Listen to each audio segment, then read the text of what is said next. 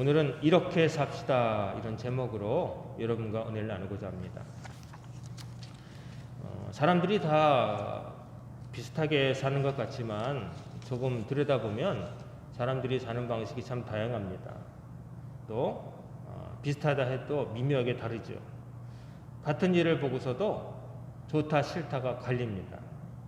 또 그 일을 처리하는 방식도 다릅니다. 그래서 사는 모습이 다르게 나오는 것이죠. 지난주 이제 구정설 명절을 우리가 지켰는데 우리는 코로나 때문에 사람들이 많이 못 모여서 5인 이상 안 된다니까 형제들이 나누어서 몇 시간 인터벌을 두고 큰형님네 방문하고 작은 동생네 방문하고 뭐 이런 식으로 지켰다는 소리도 들었습니다. 그런데 그렇지 않을 경우에 우리가 평소에 보면은 어땠습니까? 이제 명절이 되면 사람들이 모이죠. 그리고 요즘은 좀 덜하지만 아직도 명절이면 전이 필요하다 그래서 전 굽고 뭐 음식도 안 하던 거 막 잡채도 만들고 막 그러잖아요. 여성들이 막 스트레스 받기도 하고 요즘은 시장 가면 팔잖아요. 전집이 따로 있어갖고 전을 또 팔기도 하고 그런데 옛날에 일일이 다 만들었잖아요. 어쨌든 이렇게 모이면은 고생하는 분들도 있지만 일단은 먹는 게 많으니까 사람들이 기쁩니다.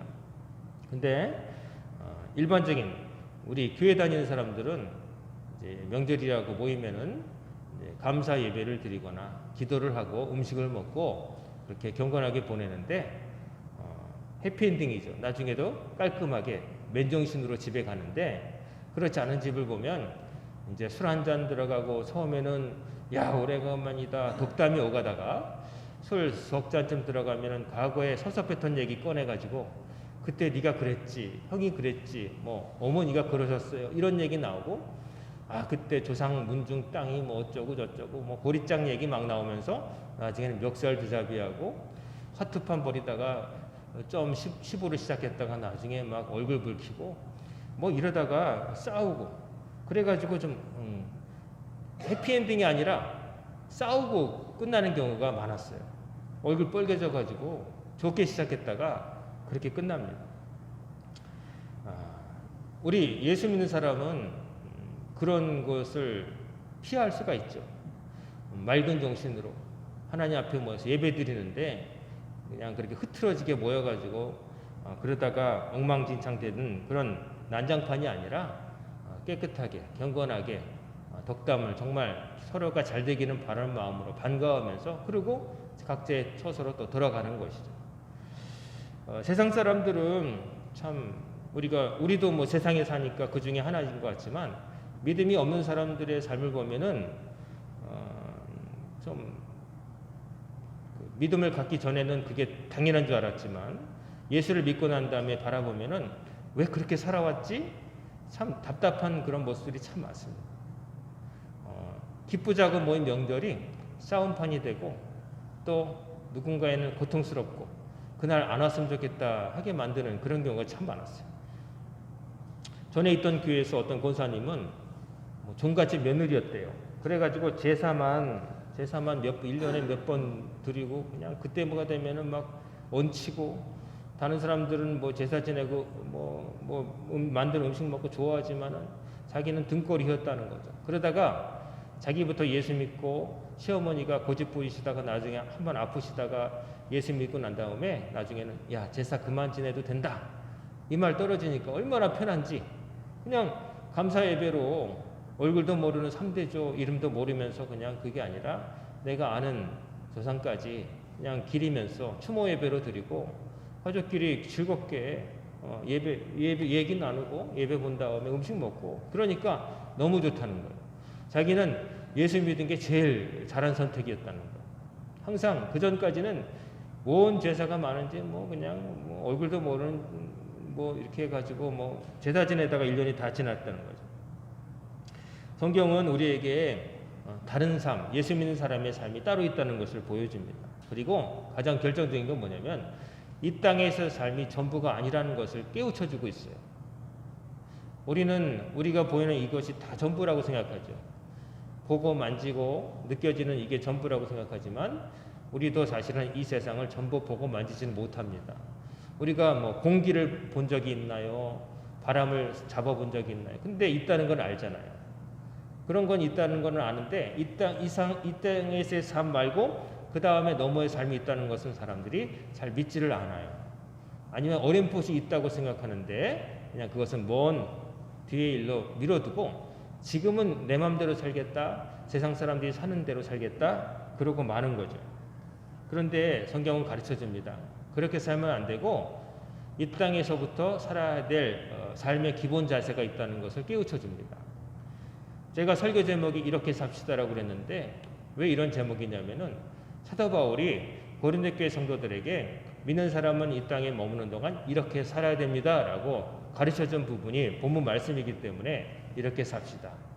사도 바울이 오늘날 설교 재단에서 설교한다면 성도님들 이렇게 삽시다. 이렇게 설교할 그 부분이거든. 그럼 어떻게 살자는 거냐? 일단 이제 고린도 전서라고 지금 우리가 본문이 속해 있잖아요. 고린도 전서, 전이니까 앞전자잖아요. 편지예요. 고린도 교회에 보낸 편지 가운데 첫 번째 묶음이란 뜻이에요. 그러면 사도 바울이 고린도 교회라는 곳에 편지를 썼는데 편지를 뭐 심심해서 그냥 단순히 보고 싶어서 쓴 게 아니라 고린도 교회에서 요청이 왔어요. 사도 바울 선생님이 떠나신 이후로 우리 교회 안에 여러 가지 복잡한 사안에 대해서 우리가 어떻게 될지 잘 모르겠습니다. 그리고 사실은 이런 문제도 터졌어요. 라고 하면서 질문을 한 거예요. 그러니까 사도 바울이 거기에 대한 답을 요즘처럼 뭐 카톡으로 이렇게 보낼 수 있거나 이메일로 하거나 아니면 화상통화할 수 있는 시대가 아니잖아요. 일일이 편지를 써가지고 찬찬히 이렇게 남긴 거예요. 그래서 이 안에는 이제 물어본 문제에 대한 해답, 어떻게 살아야 됩니까? 고린도 교회 성도들이 질문한 것에 대한 답이 있기 때문에 오늘을 살아가는 우리에게도 도움이 됐지만 당시의 사람들 여러 교회에도 도움이 됐기 때문에 초대교회 시대의 사람들은 복사기가 없으니까 일일이 그거를 카피한 거예요. 손으로 필사. 처음에는 그것을 고의 해가지고 돌려보다가 나중엔 받아 적어가지고 이렇게 여러 교회가 보다가 이게 성경의 일부가 된 겁니다. 자, 사도 바울이 18개월을 머물렀어요. 1년 6개월 정도 고린도 교회에 머물렀는데 바울이 떠나자마자 여러 가지 문제가 터졌습니다. 바울이 떠난 다음에 아볼로라고 하는 젊은 목회자가 와서 말씀을 잘 전하고 그랬지만은 믿은 지 얼마 안 된 사람들이 갑자기 변하지는 않았던 거예요. 그래서 그 안에서는 이제 서로 약간의 그 믿음의 은사가 생겨났다고 하는 사람들이 교만해져 가지고 다른 사람에게 너 이런 거 못하지? 예를 들면 너 방언 못하지?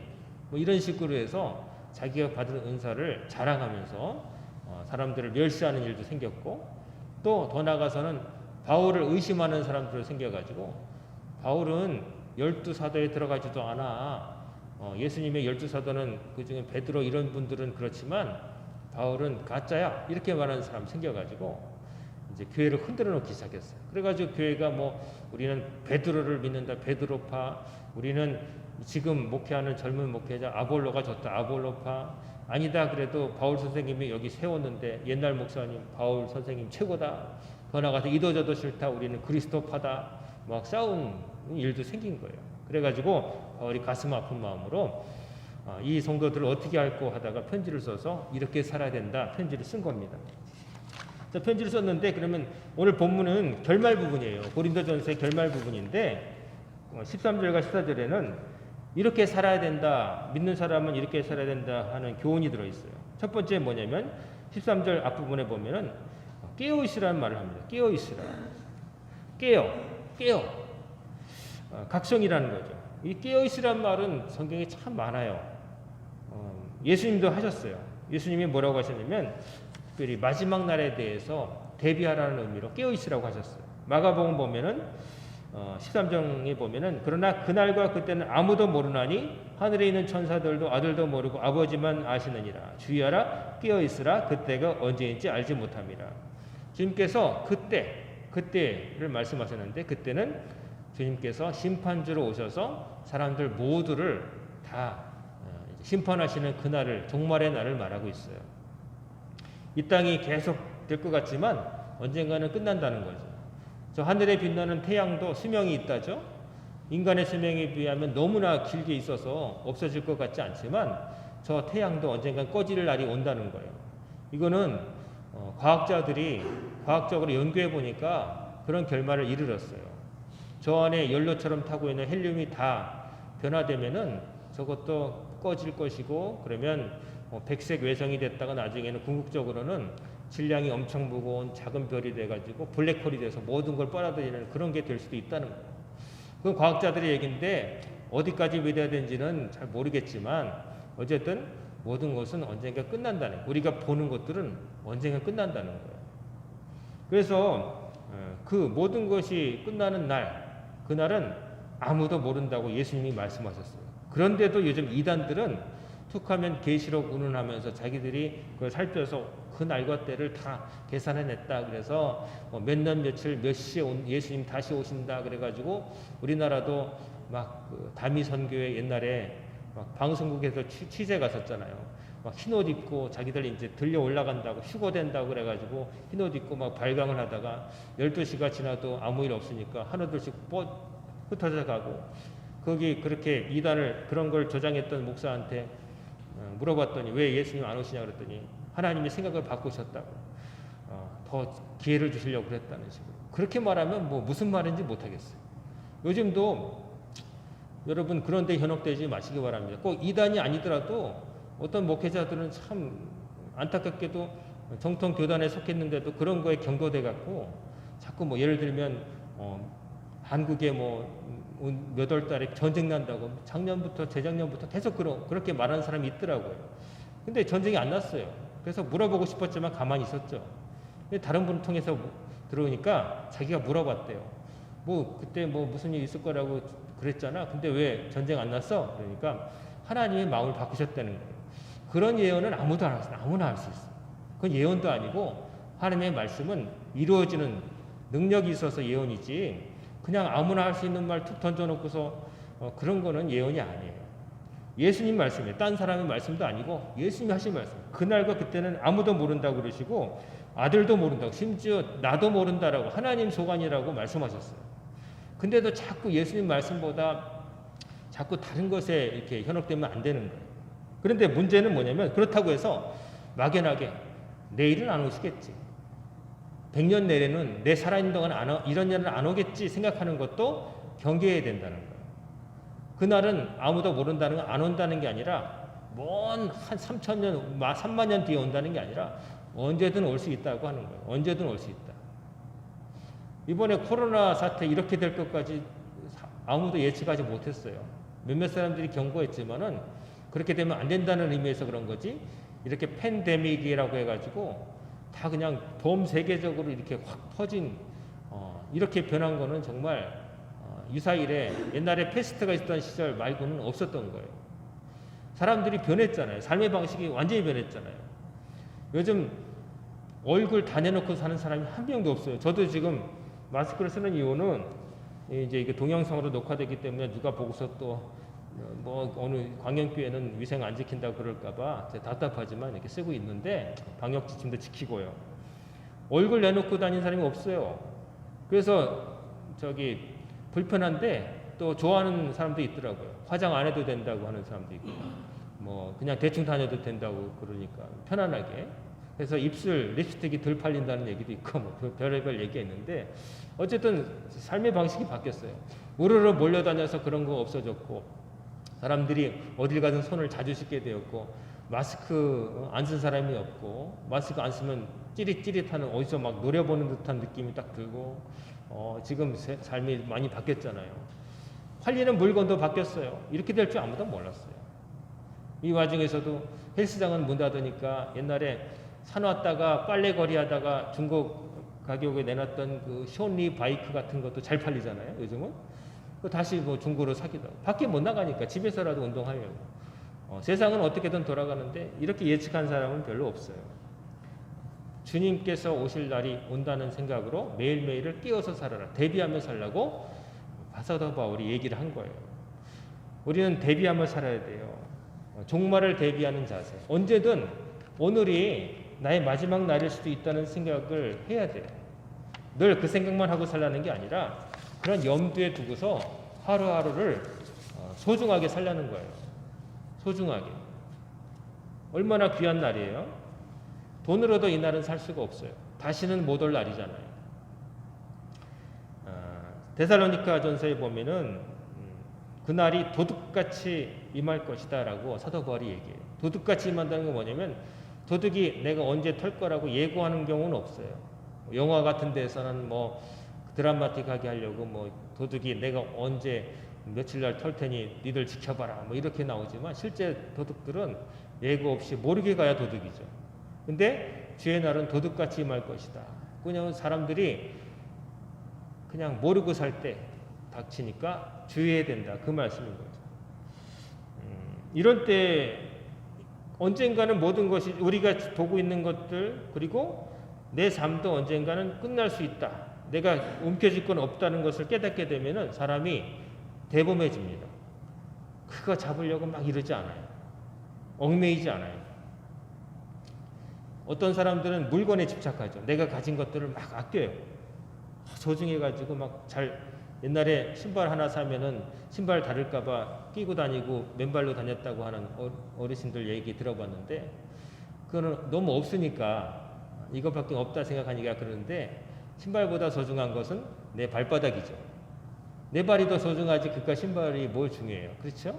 고무신 신어도 되고 집신 신어도 되는데 내 발바닥이 소중한데 과거에는 그런 거 잘 몰랐어요. 저도 물건을 아주 아끼고 소중히 여기는 사람 중에 하나였는데 어느 순간인가 어느 날인가 내 몸은 소중하니까 이런 생각이 들었어요. 내가 더 소중한데 이까지 걸치는 의복이나 물건들이 내가 사용하는 거지 내가 그것을 모시고 살면 안 되겠다는 생각을 드니까 그 다음부터는 그렇다고 해서 뭐 막 다루는 건 아니지만 내가 갖고 있던 것이 뭐 상하거나 잃어버렸을 때 너무 마음 아파하지 않아요. 그거 뭐 없어도 되고 다른 것을 대체할 수도 있고 내가 안 상하면 돼요. 그런 생각이 드니까 언젠가 큰 신방을 갔다가 이제 신방 간 데가 아파트가 아니어서 그 일반 주택가인데 옛날 주택가에서 주차가 매우 어려웠어요. 그래가지고 차를 세우는데 통행에 방해를 주면 안 되니까 골목이니까 바짝 세운다고 받쳐가지고 지금 차를 댔는데 제가 빠져나왔는데 앞문을 간신히 열고 내리다가 그 옆에 전봇대가 있었는데 옛날 전봇대였어요. 그 전봇대를 넘어지지 않게 한다고 그 와이어 철사로 이렇게 꼬아가지고 이렇게 붙들어 맸는데 끝에 처리를 잘못해가지고 철사 끝이 이렇게 삐죽하게 나왔는데 모르고 내리다가 쫙 하니까 그냥 양복이 기역자로 딱 그냥 찢어진 거예요. 묵하고. 그게 그래도 몇십만 원짜리 양복이었거든요. 그러면 기분이 상해야 되는데 순간 아유 내 팔이 안 찢어지지 않아서 다행이다. 이까지 뭐 옷 너덜너덜하면서 신방을 갔다 왔는데 저랑 같이 갔던 신방 전도사님이 그러는 거예요. 목사님 그 옷 찢어서 어떻게 해요? 그거 근데 왜 오히려 딴 날보다도 신방을 기쁘게 하시는 것 같다고 이상하다는 거예요. 신방 마치고 퇴근하는 길에. 그래서 아니 내 살갗이 찢어지지 않았으니까 다행이죠 뭐 그러고 말하는데 여러분 사람이 무엇가 더 소중한지를 알면 나머지 것에 대해서는 초연하게 돼요. 이 땅에서의 삶도 소중하지만 이 땅의 삶이 언젠가 끝날 거고 이 땅에 만지는 거 이런 것들은 다 여러분 소모품이라고 생각하세요. 재산이라고 생각하지 말고 소모품. 재산은 계속 가져가는 거라고 그러지만 소모품은 다 하면 버리는 거예요. 컴퓨터 잉크 다 쓰면은 그거 카트리지가 아무리 좋아 보여도 그거 버리는 거예요. 잉크 비었으니까 새로 사서 끼면 되는 거예요. 우리 주변에 있는 것들은 다 그와 비슷해요. 그래서 거기에 얽매일 필요 없어요. 사는 집도 그냥 내가 잠시 거쳐가는 그런 공간일 뿐 그거 붙들고 뭐 그냥 내 집이 뭐 이런 집은 또 바꾸면 되고요. 어디든 비피하면 되는 거고 음식도 몇만 원짜리 레스토랑에서 먹을 수 있지만 라면도 맛있게 끓이면 한 끼 식사가 되는 거고 5만 원짜리를 먹거나 5천 원짜리를 먹거나 내 배 부르면 되는 거예요. 그런 것에 이제 얽매이지 않으려면 정말 이 모든 것이 언젠가 끝난다는 것을 알 필요가 있어요. 그러면 그런 거 있고 없음에 따라서 흔들리는 사람이 아니라 자유로운 사람이 되는 거예요. 자유로워지고 미래를 준비하는 거예요. 끝난다? 그러니까 어떻게 해야 될까? 소중한 일을 해야죠. 얼마 남지 않은 시간이라면 내가 할 수 있는 가장 소중한 걸 할 거 아니겠어요? 여러분이 차를 타고 다니는데 기름이 딱 1km밖에 갈 수 없는 만큼 남았다고 쳐요. 그럼 1km 남았는데 그 차를 가지고 어떻게 하겠어요? 먼 여행을 가겠어요? 뭘 하겠어요? 가장 급하게 주유소 가는 곳으로 가야겠죠. 가장 가까운 주유소. 제일 그때 필요한 일을 하게 돼 있단 말이에요. 기름이 막 그 탱크 안에 너무 많아가지고 가득 차가지고 강원도까지 갈 수 있는 게 아니라 1km 정도 남았다는 생각이 혹 든다면 가장 가까운 주유소 가는 일 외에는 아무 데나 안 갈 거예요. 우리의 삶이 유한하다, 언젠가 끝난다는 생각을 하면은 그걸 막 허탄한 일에 쓸 수 없어요. 지금 여러분 다 아시다시피 그 배구 선수들 한 팀에서 불화 있는 것 때문에 뭐 이러고 저러고 막 얘기가 많잖아요.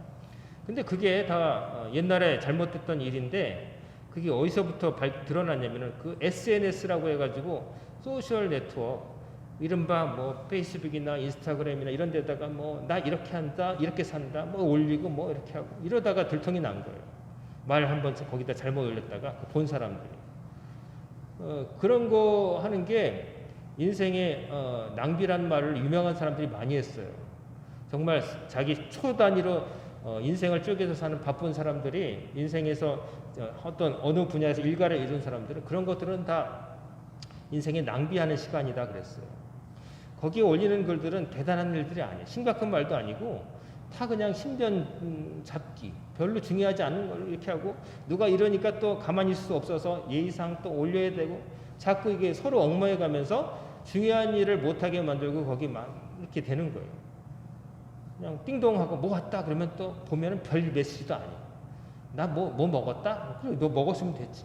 근데 또 아무 말 안 하면은 또 그럴 것 같으니까 또 올리고 나는 뭐 먹었다 그러면 또 거기 얘기가 돼가지고 꼬리에 꼬리를 물고 별로 생산적이지도 않고 별로 깊이 있는 말도 아닌 것들을 이제 이런단 말이에요. 여러분 그날은 도둑처럼 온다 그랬습니다. 전 지구적인 종말이 올 날도 도둑처럼 오겠지만 내가 개별적으로 하나님 앞에 가는 날도 도둑처럼 올 겁니다. 내가 짐작한다면 얼마나 살 떨리겠어요. 앞으로 43시간 뒤면 난 간다. 그거 모르게 하셨으니까 얼마나 다행이에요. 자다가 갈 수도 있고 어떻게 갈 수도 있고 그렇지만 하나님께서 부르시는 그날까지 그날을 모르니까 나는 최선을 다해서 가장 의미 있는 일을 하며 살아야 되는 거예요. 우리 예수 믿는 사람에게 가장 의미 있는 것은 하나님 뜻대로 사는 거예요. 하나님께서 명하신 일을 하며 사는 거예요. 하나님을 잘 섬기고 이웃의 유익을 구하면서 착하고 거룩하게 경건하게 살다가 주께서 부르시는 날 하나님 나라 가는 거예요. 그보다 더 큰 소망을 가질 게 또 있나요? 이 땅에서 잠시 성공한다? 성공해도 언젠가 내려온 날이 있는 거예요. 운동선수들 세계 랭킹 1위 하지만 언젠가는 내려오게 돼 있어요. 1위가 2위가 되고 100위권으로 몰리고 은퇴하고 다 내려오게 돼 있어요. 최선을 다해서 열심히 뛴 그것은 중요한 일이지만 그게 영원하진 않은 거예요. 이 땅에서 이런 것들은 영원한 게 없어요. 그러니까 그런 것에 따라서 막 울고 울었다가 그러지 말고 그럴 시간은 없어요. 시간은 너무 빨리 지나가요. 그러니까 정말 중요한 일을 위해서 우리 삶을 투자해야 되는 거예요. 가장 중요한 일은 미래를 대비하는 거예요. 그 미래는 돈 많이 드는 게 아니라 내가 하나님 나라 갈 것을 대비해서 이 땅에서 하나님께서 살라고 하신 대로 사는 거예요. 이것을 잘 하시는 여러분과 제가 되기를 간절히 소망합니다.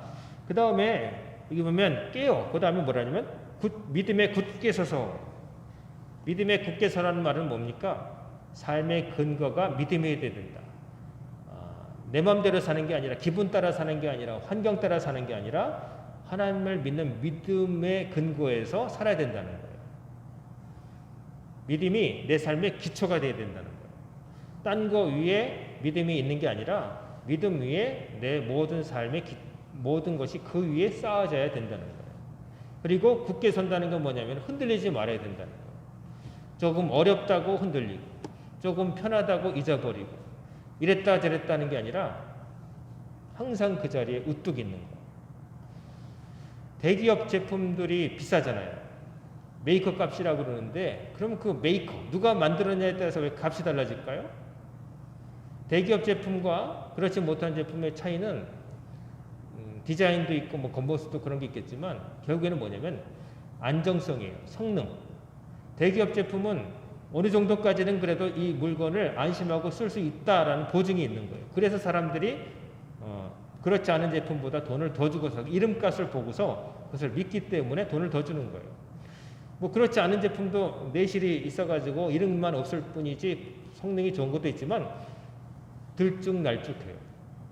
컴퓨터 부품을 사보면은 예를 들어서 대기업에서 만든 것들은 비싸요. 생각하기에 따라서 너무 비싸다고 생각되지만 그 물품을 쓰는 이유는 고장이 적기 때문이에요. 적어도 거기서 만든 것만큼은 적어도 3년은 버틴다. 잔고장이 없다 하는 게 있기 때문에 원래 값어치보다 조금 더 주는 거예요. 근데 그런 보증이 안 된 것은 값이 싸요. 그건 싼 맛에 쓰는데 쓰다 보면 3년을 못 버티고 2년쯤에 뭔가 자지구레한 뭐가 생겨요. 그래가지고 결국에는 또 하나를 사게 되고 그러면은 결국 처음에 비싼 거 준 것보다 이제 돈이 더 들어가는 수도 생기죠. 그렇지 않은 제품도 있지만 그 속에서 좋다고 생각되면 그것도 이제 제값을 받는 날이 오는 거예요. 자, 믿음은 이랬다 저랬다 하면 싸구려 믿음이에요. 그 믿음도 아니에요. 믿음은 환경을 초월하는 거예요. 지금 보이는 것 너머를 볼 수 있을 때 그게 믿음이라고 하는 거예요. 눈에 보이는 거 그냥 보는 건 믿는 게 아니라 아는 거죠. 뻔한 거죠. 근데 믿는다는 건 뭐냐면 보이지 않는 부분이 있지만 이제까지 온 것을 기반으로 내가 그렇게 될 거라고 생각한다 하고서 내딛는 거예요. 우리가 계단을 갈 때 내딛는 건 뭐냐면 무너지지 않을 거라고 하는 믿음이 있기 때문에 딛는 거예요. 이게 무너질지도 몰라 그러면 못 딛는 거예요. 우리는 알게 모르게 믿으며 살아가요. 이발소에 가서도 이 이발소 아저씨가 면도해 줄 때 옛날식으로 이만한 칼 가지고 이렇게 면도칼을 이러는데 이 아저씨가 내 목을 따지 않을 거라는 믿음이 있으니까 이렇게 하고 아저씨들 잠도 자고 그러는 거예요. 만약에 못 믿으면 이 아저씨가 막 팔을 부들부들 떠고 뭐 수전증이 있다든지 아니면 재채기를 심하게 확 그어버리면은 넥타이가 파란 거 메고 와서도 피로 빨갛게 될 거 아니겠어요? 근데 그런 걱정 안 하는 거는 믿는 거예요. 버스를 63번을 타고 그러면 어디 갈 거다 믿으니까 잠깐 졸기도 하는 거예요. 저 기사님이 결국에는 그래도 어느 역에다가 내려다 줄 거야. 그 우리가 크고 작은 믿음 속에 사는데 하나님을 믿는 믿음은 더 단단해야 된다는 거예요. 지금 힘들다고 그러나 하나님 나 안 버리소. 내가 하나님을 의지하고 하나님 말씀을 지키면 하나님 나 안 버리소 하는 믿음이 있어야 돼요. 그 믿음은 그런 거예요. 믿음은 힘들 때 정말 진가가 드러나요. 우리가 가벼운 믿음이 안 돼요. 여러분의 믿음이 환경에 따라서 움직이는 게 아니라 환경을 이기는 힘이 되는 믿음을 가지시기를 주의 이름으로 축원합니다. 그래야 믿음인 거죠. 그 다음에 뭐라고 그러냐면은 남자답게 강권하라. 바울이 살던 당시만 하더라도 남성 중심의 사회였어요. 지금도 여권 신장이 됐지만 알게 모르게 모든 게 남성 중심인 그런 시대인데 이때는 더했죠. 그래서 모든 표현이 용기라고 하면은 남자의 것이라고 생각했어요.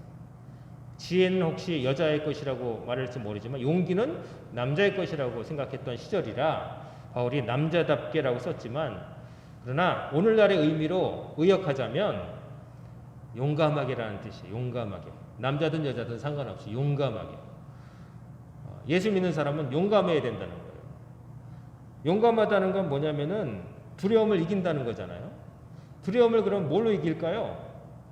내가 믿고 의지하는 바가 있어야 돼요.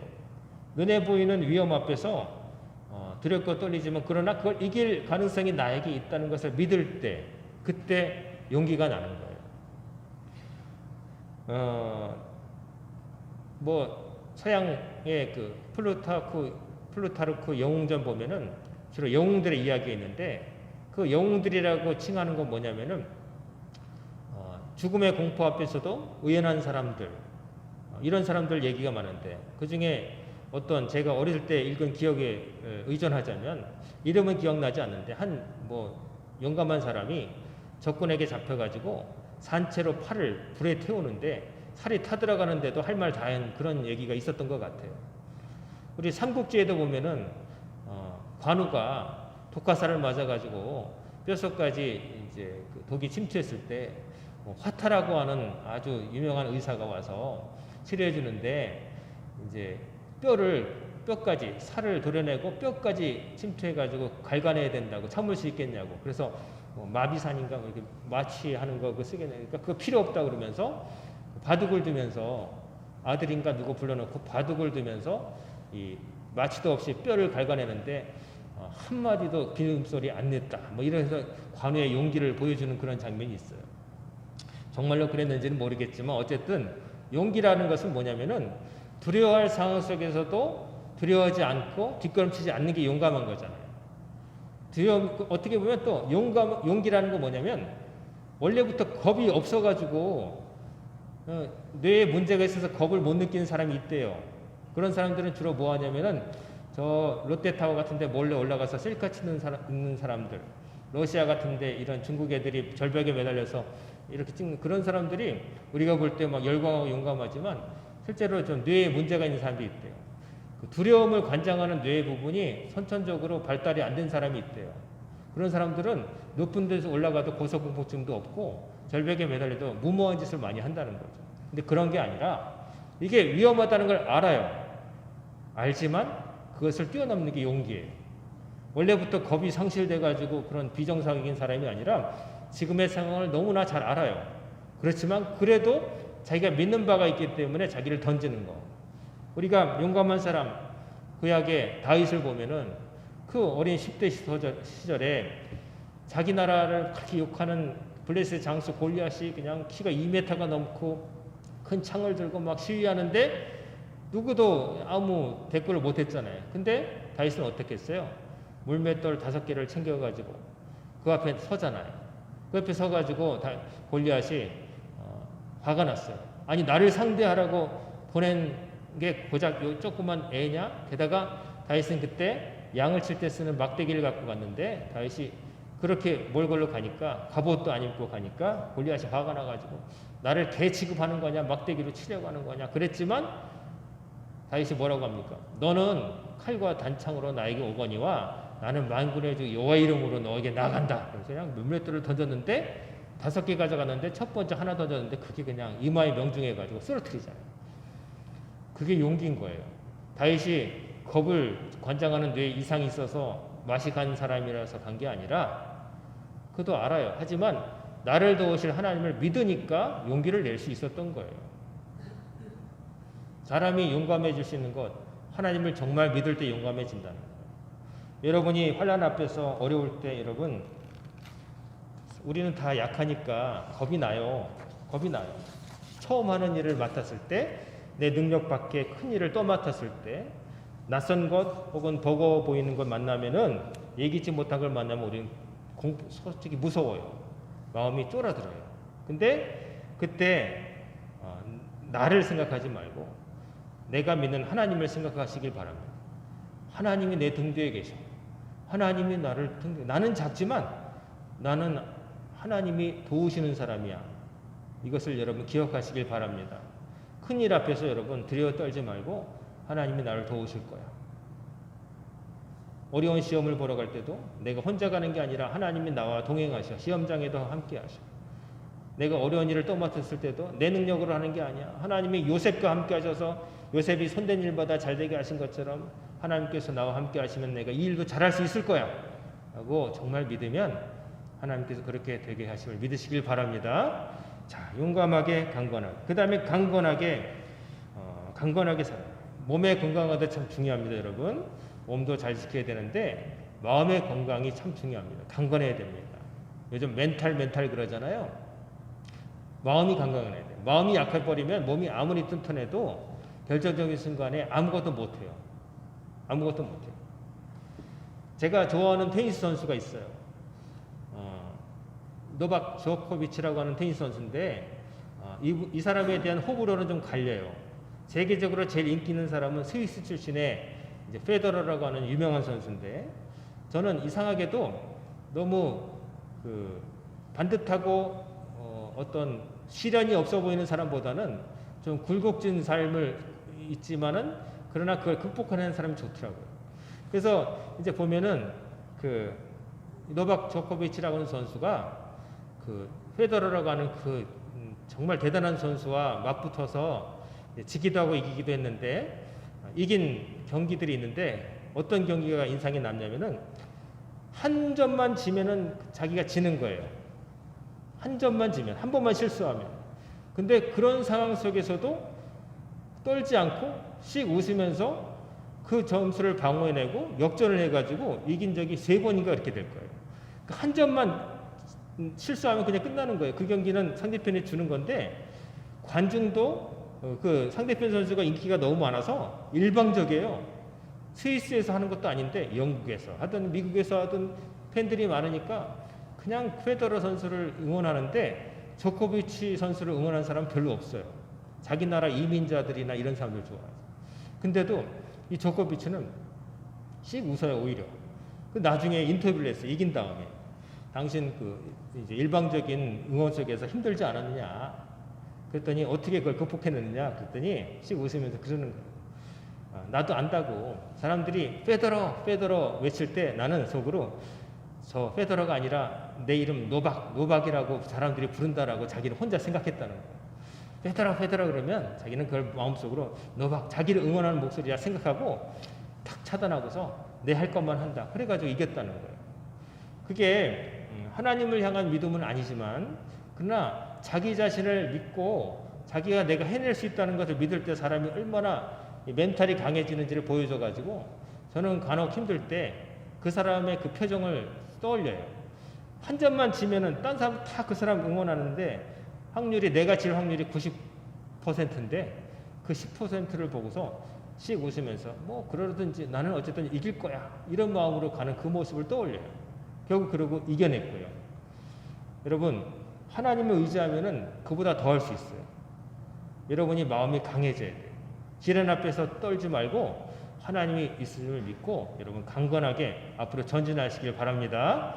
그 다음에 또 이제 무슨 권면을 하냐면은 그 마지막에 그런 말을 하잖아요. 너희 모든 일을 사랑으로 행하라. 사랑으로 행하라. 일상 사는 동안 어떻게 살아야 되냐면 모든 일을 사랑으로 행하라고 바울이 권면하고 있어요. 사랑. 고린도전서 13장은 전체가 사랑장이라고 할 정도로 사랑에 관해서 바울이 썼잖아요. 믿음과 소망, 대단한 것에 대해서 얘기한 다음에 그러나 사랑이 최고다라고까지 얘기했어요. 사랑이 최고다. 사랑이 없는 말은 차가운 말, 소리나는 구리와 울리는 꽹과리라고까지 얘기했어요. 그렇게까지 말한 건 뭐냐면 하나님을 향한 사랑과 이웃에 대한 사랑이 없으면 이 세상에서 하는 모든 일들이 다 무의미하다는 그런 뜻이에요. 하나님을 사랑하는 마음 없이 그런 동기가 아니라 나의 유익을 위해서 하나님을 이용하려 한다든지 또 이웃을 사랑하는 다른 사람을 목적으로 대하지 않고 나를 위한 수단으로 밟고 지나갈 계단처럼 여긴다는 것은 그것은 다 무의미한 짓이다. 그건 믿음도 아니고 하나님의 나라에 들어갈 사람의 마음이 아니라는 것을 말해주고 있어요. 여러분 들으면 알잖아요. 사랑의 마음이 사랑의 말인지 차가운 그냥 하는 말인지 우리가 알아지잖아요. 오늘 아침 교회 오기 전에 잠깐 본 건데 그 배우가 있어요. 지진이라고 하는 사람 아시는지 모르겠어요. 남자 배우인데 그 사람이 좀 독특하더라고요. 좀 독특한 줄 알았지만 좀 독특한데 그 뭐 요즘 잘 나가는 어떤 프로에 나와서 그 사회자인 유재석 씨가 물어보더라고요. 이제껏 살아가면서 가장 의미 있게 들었던 말, 인상 깊었던 말이 뭐냐 그렇게 묻더라고요. 그래서 저는 혼자 생각하기를 저한테 그런 질문하면 어떤 말이 제일 의미 있었지? 사실 기억이 언뜻 말하기 어려운데 그렇게 대답하는 걸 봤어요. 어렸을 때 어른들이 차 조심해라, 길 조심해라 뭐 이렇게 말한 잔소리 같은 말씀들이 사랑으로 진심으로 했다는 말을 자기가 깨닫는다고. 자기가 나이가 드니까 자기도 자기 자식에게 그런 말을 한다는 거예요. 사랑이 담긴 말이 그런 거라는 거예요.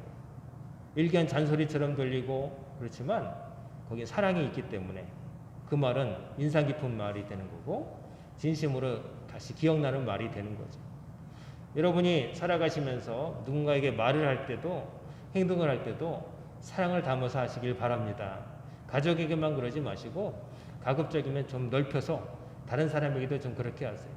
식당에 가서도 내 돈 주고 먹는데 뭐 종업원 뭐 이 사람들이 나중에 치우겠지 해가지고 함부로 그런 마음 말고 야, 저 사람들 테이블 하루에 몇 개 치울까 이런 생각을 가지고 좀 가지런하게 놔주고 그런 것도 작은 배려의 마음. 또 어디 가서도 내가 좀 사랑의 마음으로 하면은 행동 거지가 달라질 수밖에 없어요. 퉁명스럽게 말하지 않고 부드럽게 말하게 되고 또 행동을 하더라도 지나간 자리가 아름다운 사람이 되는 거예요.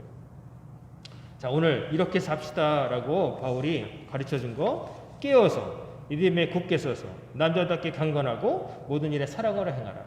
이 모든 것을 기억하시면서 이번 한 주 동안 여러분 이렇게 사셔서 이번 한 주가 아니라 매일매일 이렇게 사셔서 주의 날에 합당한 분들이 다 되시기를 주의 이름으로 축원합니다. 아멘. 기도하겠습니다. 사랑과 은혜가 충만하신 아버지 하나님, 오늘도 저희들에게 복된 예배를 허락하심을 감사드립니다. 사도 바울의 입을 통하여 이 땅에 사는 동안 우리가 어떻게 살아야 될지 가르쳐 주셨사오니 그 가르침대로 깨어서 믿음에 굳게 서서 남자답게 강건하게 모든 일을 사랑으로 행하며 살아가는 광연의 권속들이 되게 하여 주시옵소서. 이 모든 말씀 예수님의 이름으로 간절히 기도드리옵나이다. 아멘.